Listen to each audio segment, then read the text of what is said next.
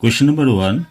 1 liter of water is evaporated from 6 liter of solutions containing 4% of sugar. The percentage of sugar in the remaining solution is.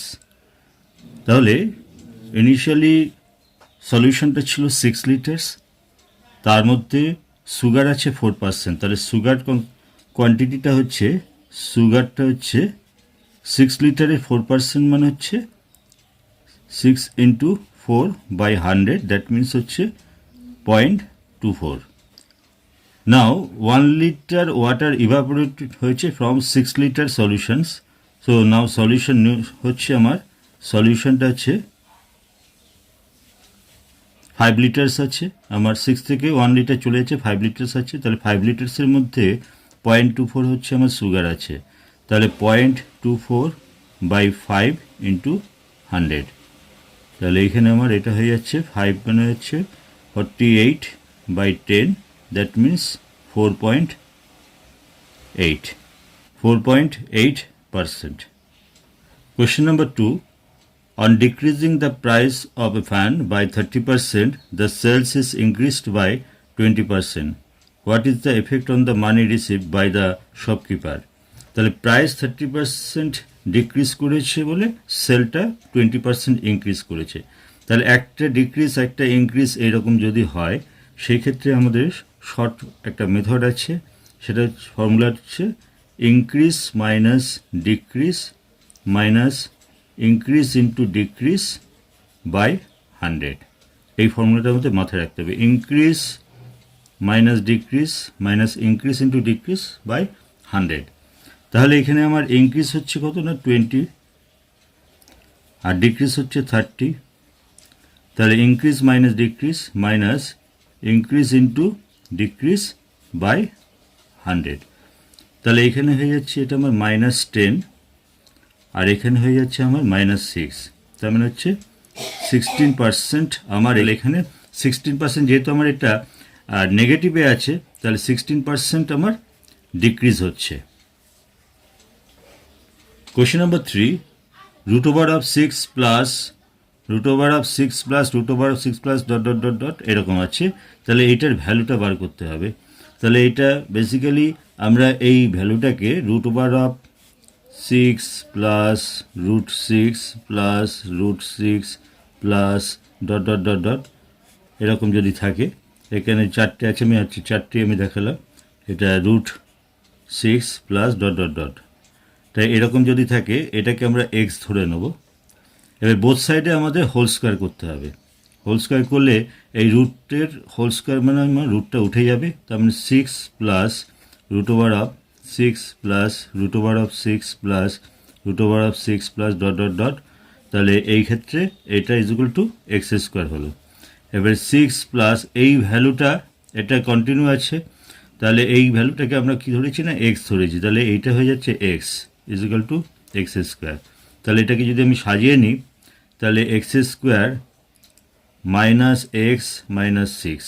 তাহলে এটাকে যদি আমরা solve করি, তাহলে এটা হয়ে যাচ্ছে 6 মানে হচ্ছে 3 2তে আমরা ভাঙবো, -3 প্লাস 2তে, তার মানে x minus 3 x plus 2 equals to 0। তাহলে এখানে এক্সের ভ্যালু তাহলে আইদার এক্স ইকুয়াল টু আমার 3 হবে অর -2 হবে। যেহেতু এটা রুটের মধ্যে একটা পজিটিভ ভ্যালু আছে, তাহলে তার ভ্যালুটা হবে, অ্যান্সারটা সবসময় পজিটিভই হবে। আমরা পজিটিভ ভ্যালুটাকে আমরা ধরবো, এটা 3। Question number 4. 2/3 of goods were sold at a profit of 6% and the balance at a loss of 3%. If in this way rupees 540 is earned, the cost price of the goods is. যেহেতু 2/3 of the goods হচ্ছে 6% প্রফিটে আমার sell হচ্ছে, তাহলে আমি total cost প্রাইসটাকে আমি ধরে নিচ্ছি। Total cost প্রাইসটাকে আমি ধরে নিচ্ছি এখানে 300। কেন 300 হচ্ছে? যাতে 2/3 মানে 3 দিয়ে ডিভাইড করা যাবে, এরকম একটা সংখ্যা আমরা ধরলাম। তাহলে 300 হচ্ছে টোটাল কস্ট প্রাইস। তাহলে এই 300-এর উপরে আমার 2/3 হচ্ছে 2/3 অফ 300 মানে হচ্ছে 200 টাকার প্রোডাক্টটা আমার 6% প্রফিটে হচ্ছে। তাহলে আমার প্রফিটটা কত হচ্ছে? 6% প্রফিট মানে হচ্ছে 100-এ 6, তাহলে 200 হচ্ছে 12 রুপিস আমার প্রফিট হচ্ছে। তাহলে এটা বাকি আছে কত 100, 300 থেকে 200 হয়ে গেছে, এবার 100 বাকি আছে, সেই 100-এর প্রোডাক্টটা হচ্ছে আবার 3% লসে সেল হচ্ছে, স্যার সেই ক্ষেত্রে আমার লস ভ্যালুটা হচ্ছে 3। তাহলে ওভারঅল প্রফিটটা আমার কি হচ্ছে, ওভারঅল প্রফিটটা হচ্ছে 12 মাইনাস 3 মানে হচ্ছে 9 রুপিস আমার প্রফিটটা হচ্ছে। তাহলে এই যে 9 রুপিস প্রফিট যেটা হচ্ছে, সেটা হচ্ছে ওভারঅল প্রফিট যেটা হচ্ছে 9 রুপিস, তার কস্ট প্রাইসটা আমরা ধরেছিলাম কত না 300 ধরেছিলাম।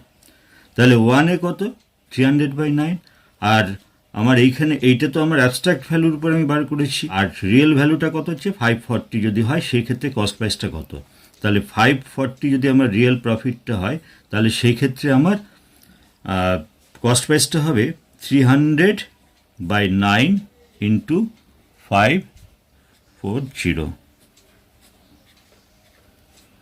তার মানে হচ্ছে 18,000 হচ্ছে আমার ওভারঅল কস্ট প্রাইস। অর্থাৎ 540টা হচ্ছে আমার যখন প্রফিট হচ্ছে, তখন আমার কস্ট প্রাইসটা হচ্ছে 18,000। Question number 5, a car starts at 11 am from point A towards B at 36 km/h, while another car at 1 pm from point B towards A at 44 km/h. They cover a distance of 592 kilometers till meet. At what time they meet each other? তাহলে এইখানে আমাদের জিনিসটা যদি আমি এরকম একটা ড্রয়িংয়ের মাধ্যমে দেখাই, তাহলে এইখান থেকে পয়েন্ট এ থেকে একজন যাচ্ছে টুয়ার্ডস বি এর দিকে যাচ্ছে আমার 36 কিমি/আওয়ার রেটে যাচ্ছে, আবার বি থেকে একজন এর দিকে যাচ্ছে হচ্ছে 44 কিমি/আওয়ার স্পিডে যাচ্ছে। তাহলে এইখান থেকে যে স্টার্ট করছে সেটা 11 AM এ স্টার্ট করছে, আর এইখান থেকে যে স্টার্ট করছে সেটা হচ্ছে 1 PM এ স্টার্ট করছে। তার মানে 11 A থেকে যে স্টার্ট করছে তার 2 ঘন্টা পরে হচ্ছে আমার এইখান থেকে বি থেকে টুয়ার্ডস এ তে স্টার্ট করছে। তাহলে ওই 2 ঘন্টা সময়ের মধ্যে এ থেকে যে স্টার্ট করছে সে 1 আওয়ারে হচ্ছে 36 কিলোমিটার, আর 2 আওয়ার্সে মানে হচ্ছে 72 কিলোমিটার্স অলরেডি চলে গেছে। আমি ধরলাম এই ডিস্টেন্সটা ধরলাম আমি 72 কিলোমিটার্স, এই ডিস্টেন্সটাকে আমি ধরলাম 72 কিলোমিটার্স। তাহলে আমার টোটাল ডিস্টেন্সটা হচ্ছে 592 থেকে এই 72টা আমি যদি বাদ দিয়ে দিই, তাহলে আমার হচ্ছে 520 কিলোমিটার্স। তাহলে এই 520 কিলোমিটার্স হচ্ছে এই ডিস্টেন্সটা। অর্থাৎ এখন যে এ থেকে স্টার্ট করেছিল সে এই পয়েন্টে আছে, যে বি থেকে স্টার্ট করেছে সে এই পয়েন্টে আছে। তাহলে দুজনে মিলে পরস্পরের দিকে যাচ্ছে, মানে তাদের রিলেটিভ স্পিড দুটো অ্যাড হবে। একজন 36 স্পিডে যাচ্ছে, একজন 44-এ যাচ্ছে, তার মানে হচ্ছে 36 প্লাস 44 মানে হচ্ছে 80 স্পিডে যাচ্ছে। রিলেটিভ স্পিড দুটো যেহেতু টুয়ার্ডস পরস্পরের দিকে যাচ্ছে, তাহলে রিলেটিভ স্পিড দুটো অ্যাড হবে। তাহলে 80 স্পিডে 80 হচ্ছে কভার করছে 1 আওয়ারে। তাহলে 520 কিলোমিটার্স কভার করবে কত আওয়ার্সে? 1 আওয়ারে যদি 80 হয়, 80 1 আওয়ারে, তাহলে 540 হবে, 520 হবে, 520/80, দ্যাট মিনস হচ্ছে এটা আমার যদি 4 দিয়ে কাটি 2, তার মানে হচ্ছে আমার 13/2 মানে হয়ে যাচ্ছে আমার 6.5 আওয়ার্স। এই 6.5 আওয়ার্স, তার মানে এইখান থেকে 11 স্টার্ট করেছিল, 11 AM স্টার্ট করেছে, মানে এখানে 2 ঘন্টা টাইম ছিল। আবার এইখান থেকে তারা মিট করছে 6.5 আওয়ার্স, মানে হচ্ছে টোটাল টাইমটা হচ্ছে আমার 8.5 আওয়ার্স। ক্লিয়ার? তার মানে 6.5 plus 2, that means 8.5 hours. 11 AM এর সঙ্গে আমার 8.5 আওয়ার্স অ্যাড করব, তার মানে হচ্ছে 730 মিনিটসে তারা মিট করছে। আদারওয়াইজ আমি বলতে পারি এখানে যদি 1 PM স্টার্ট করে, তাহলে 1 PM স্টার্ট করলে 6.5 আওয়ার্স বাদে মানে হচ্ছে আফটার 6.5 আওয়ার্স হচ্ছে 730, সেই ক্ষেত্রে আমার 7:30 PM হচ্ছে। Question number 6, the average age of 4 boys 5 years ago was 12 years. On including a new boy, the present average age of the all 5 are 14 years. The present age of the new boys. তাহলে average age of 4 boys 5 years ago হচ্ছে 12 years, মানে হচ্ছে এইখানে হচ্ছে 4 বয়েজের average 12 মানে হচ্ছে 4 into 12।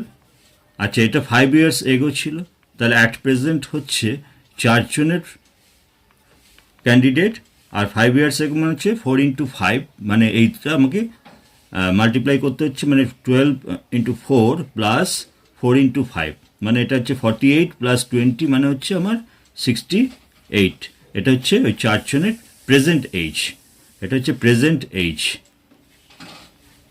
চারজনের। এবারে অ্যাট প্রেজেন্ট যখন ওয়ান বয় ইনক্লুড হচ্ছে তখন অ্যাভারেজটা হচ্ছে আমার 14 ইয়ার্স। তাহলে অ্যাট প্রেজেন্ট আছে আমার কতজন আছে, 4 ছিল, 1 হলো আরও, তাহলে আমার 5 জন ক্যান্ডিডেট হচ্ছে। তাহলে 5 জন ক্যান্ডিডেটের অ্যাভারেজ যদি 14 হয় তাহলে আমার টোটালটা হচ্ছে 70। তাহলে 5 জনের টোটাল 70 আর 4 জনের টোটাল এজটা হচ্ছে 68। তাহলে ফিফথ ক্যান্ডিডেট অর্থাৎ নিউ কামার্সে তার এজটা হচ্ছে 2 ইয়ার্স।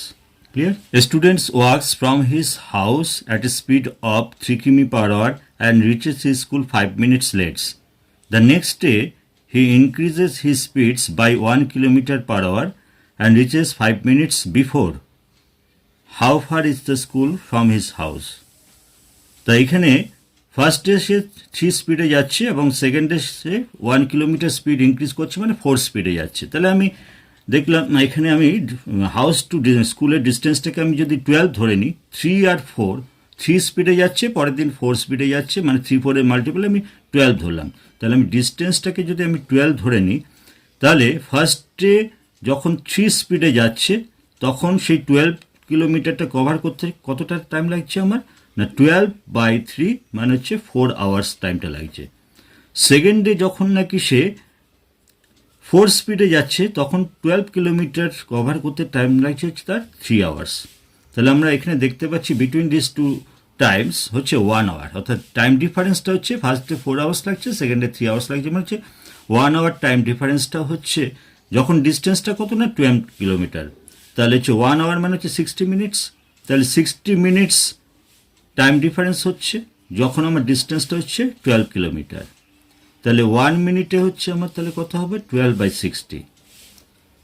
আবার এইখানে আমার বলেছে অ্যাকচুয়ালি, এটা তো আমি অ্যাবস্ট্রাক্টে করেছি, অ্যাকচুয়ালি হচ্ছে 5 minutes earlier and 5 minutes before, মানে দুটো টাইম ডিফারেন্স হচ্ছে 10 মিনিটস। তাহলে 10 মিনিটস টাইম ডিফারেন্স হচ্ছে যখন, তাহলে আমার সেই ক্ষেত্রে আমার ডিস্টেন্সটা কত আমি সেটা বার করছি, 2 কিলোমিটার্স। তাহলে 2 কিলোমিটার্সটা হচ্ছে অ্যাকচুয়াল ডিস্টেন্স। আমি সবসময় এই ক্ষেত্রে আমি কি করি, একটা আমি অ্যাবস্ট্রাক্ট ভ্যালু ধরে কাজটা শুরু করি, তার সঙ্গে রিয়েলটাকে আমি ট্যালি করি নি। এখানে অ্যাবস্ট্রাক্ট ভ্যালুটাকে আমি 12 ধরেছিলাম, সেই ক্ষেত্রে আমার অ্যাবস্ট্রাক্ট টাইমটা হয়েছিল প্রথম দিন হচ্ছে 4 আওয়ার্স, সেকেন্ডে 3 আওয়ার্স হয়েছে, সেই ক্ষেত্রে টাইম ডিফারেন্সটা হচ্ছে 1 আওয়ার। 1 আওয়ার মানে হচ্ছে 60 minutes.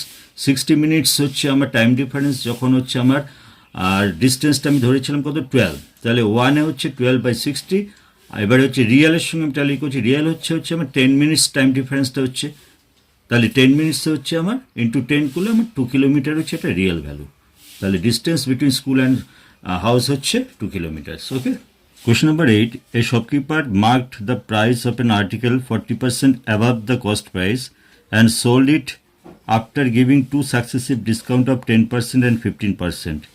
If the profit is equal to 85.20, then what should be the sell price of the article to earn 20% profit on it?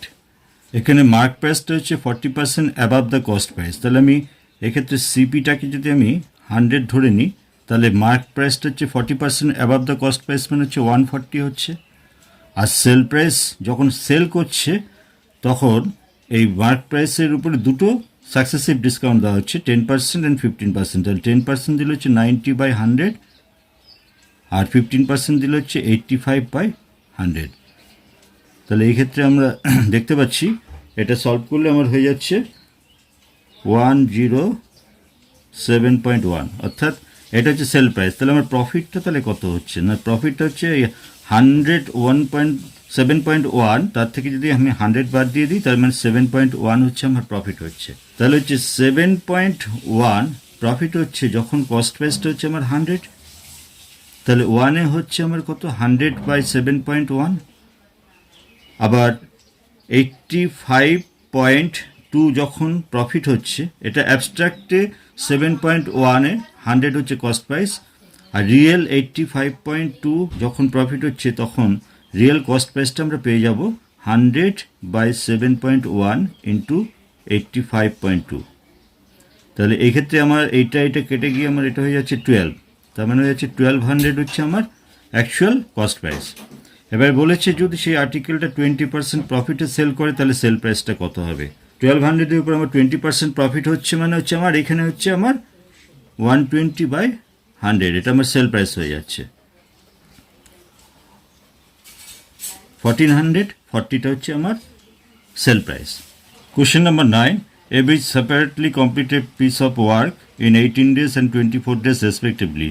After how many days should be leave so that the work completed in 12 days if both work simultaneously? তাহলে AB এখানে কাজটা করছে, AB 18 ডেজে করে আর B হচ্ছে 24 ডেজে করে, অর্থাৎ এইখানে এ 12 days কাজটা করেছে। তাহলে এ 12 ডেজে কত পার্ট কাজ করছে? না, এ 12 ডেজে করছে 12/18, মানে হচ্ছে 2/3 পার্ট কাজটা করে ফেলছে। তাহলে বাকি আছে কত? না, রিমেনিং ওয়ার্কটা হচ্ছে 1/3 পার্ট। এই 1/3 পার্টটা কে করছে? না, বি করছে। তাহলে বি 1/3 টোটাল কাজটা করছে, বি হচ্ছে 24 ডেজে, আর 1/3 কাজটা করছে কত? 8 ডেজে।